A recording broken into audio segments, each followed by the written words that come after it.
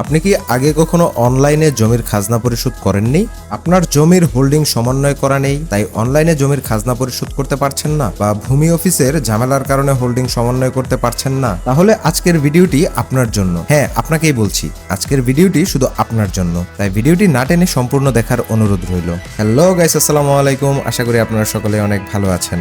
আজকে আমি আপনাদেরকে দেখাবো ভূমি অফিসে না গিয়ে ঘরে বসে অনলাইনে কিভাবে আপনার জমির হোল্ডিং নাম্বার সমন্বয় করবেন। তাই চলুন ভিডিওটি শুরু করা যাক। প্রথমে আপনি আপনার ডিভাইস থেকে যে কোনো একটি ব্রাউজার ওপেন করে নেবেন, তারপর লিখবেন mutation.land.gov.bd। লিঙ্কটি আমি ডেসক্রিপশন বক্সে দিয়ে দিয়েছি, সেখান থেকে চেক করে নিতে পারবেন। এই লিঙ্কটিতে প্রবেশ করার পর আপনার সামনে এরকমের একটি ইন্টারফেস চলে আসবে।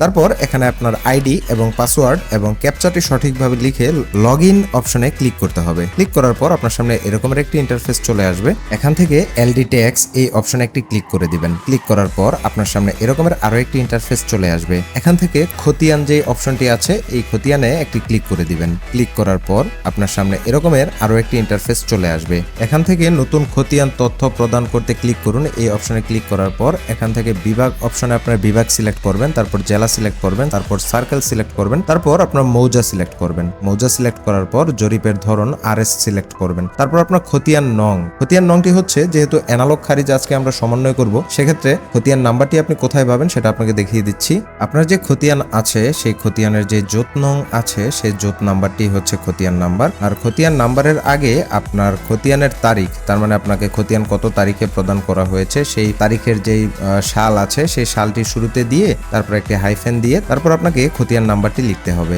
এখন যাচাই অপশনে ক্লিক করতে হবে। তারপর হোল্ডিং নাম্বারে আপনার যে জোত নাম্বারটি আমি পূর্বে দেখিয়েছিলাম সেই জোত নাম্বারটি লিখতে হবে। তারপর সংযুক্তি অপশন থেকে আপনার খতিয়ানটি পূর্বে স্ক্যানকৃত পিডিএফ সংযুক্ত করে দিতে হবে। তারপর নিজস্ব মালিকানা সিলেক্ট করে সংরক্ষণে ক্লিক করতে হবে। ব্যাস, আপনার কাজ কমপ্লিট। এখন আপনার স্ট্যাটাস দেখতে পাবেন অপেক্ষমান আছে। এটা আপনার পৌর বা ইউনিয়ন ভূমি অফিস থেকে সমন্বয় করার জন্য 1 থেকে 2 কর্মদিবস সময় নিতে পারে। এটা যখনই আপনার সমন্বয় করে দিবে তখন আপনার মুঠোফোনে SMS চলে আসবে, আপনার এই মৌজায় এত নং খতিয়ানটি সমন্বয় করা হয়েছে। আপনার হোল্ডিং সমন্বয় হয়ে যাওয়ার পর আপনি পুনরায় লগ ইন করে আপনার খাজনার পরিশোধ করতে পারবেন। কিভাবে খাজনা পরিশোধ করতে হয় সে বিষয়ে আমাদের চ্যানেলে ভিডিও দেওয়া আছে, এই ভিডিওটি আপনি চাইলে দেখে আসতে পারেন। আমি ভিডিও লিঙ্কটি ডেসক্রিপশন বক্সে দিয়ে রেখেছি। এই ছিল আমাদের আজকের আয়োজন। ভিডিওটি কেমন লেগেছে জানাতে ভুলবেন না। ভিডিওটি যদি ভালো লেগে থাকে লাইক করুন, বেশি বেশি কমেন্ট করুন এবং শেয়ার করুন বন্ধুদের সাথে। পরবর্তীতে কি ধরনের ভিডিও চাচ্ছেন সেটাও আমাদের কমেন্টসের মাধ্যমে জানাতে পারেন। আবারও ফিরে আসবো ভিন্ন কোনো বিষয় নিয়ে নতুন ভিডিওতে। সে পর্যন্ত সবাই ভালো থাকুন, সুস্থ থাকুন, এই কামনায় আজকের এপিসোড এখানেই শেষ করছি। আল্লাহ হাফেজ।